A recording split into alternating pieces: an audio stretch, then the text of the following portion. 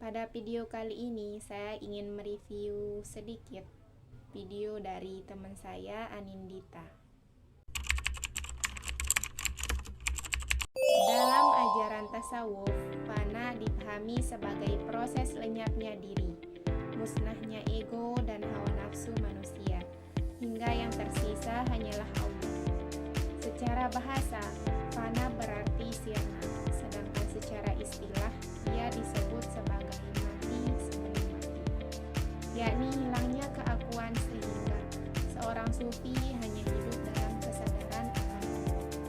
Fana memiliki beberapa tahapan, mulai dari fana perbuatan, yaitu ketika seorang sadar bahwa segala perbuatan hakikatnya milik Allah.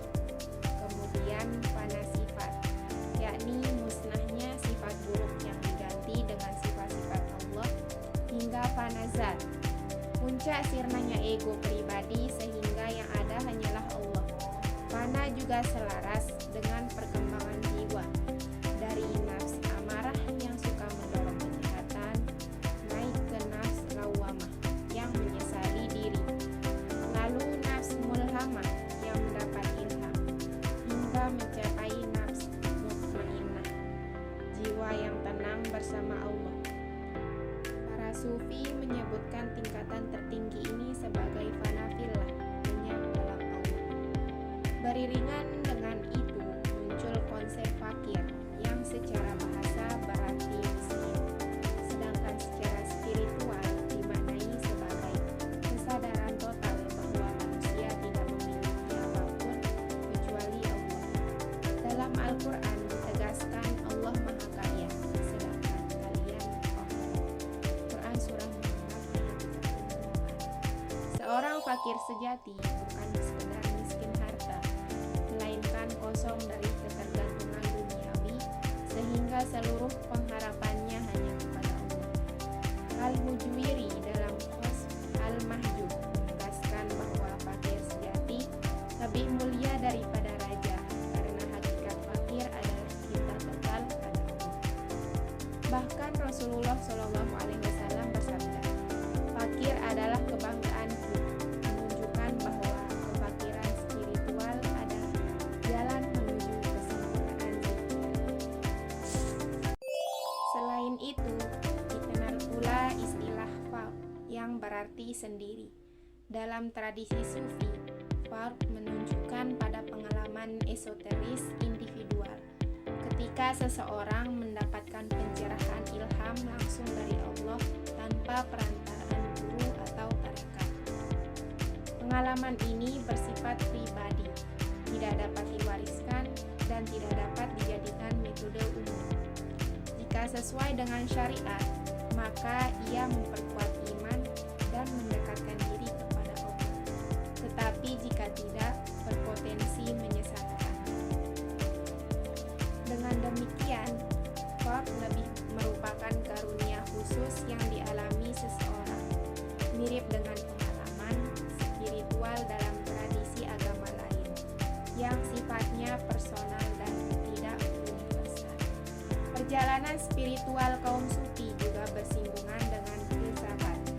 Islam awalnya hadir sebagai wahyu murni tanpa filsafat, tetapi melalui interaksi dengan Persia, Yunani, dan tradisi Helenistik, filsafat mulai masuk ke dunia Islam. Kaum Mu'tazilah pada abad ke-8 Masehi menjadi pintu pertama masuknya rasionalisme Yunani, meskipun kemudian ditentang oleh Asy'ariyah. Para filsuf Muslim seperti Al-Kindi, Al-Farabi, dan Ibnu Sina berusaha menyelaraskan filsafat dengan Islam. Bahkan Ikhwan al-Safa menyusun ensiklopedia filsafat bernuansa neoplatonis. Al-Ghazali kemudian mengkritik keras para filsuf dalam Tahafut al-Falasifah, menolak kekekalan alam dan keterbatasan pengetahuan Tuhan. Sedangkan Ibn Rushd membela filsafat dengan tahafut, al-tahafut. Filsafat Islam pada dasarnya tetap realistis, mengakui Tuhan sebagai realitas tertinggi, berbeda dengan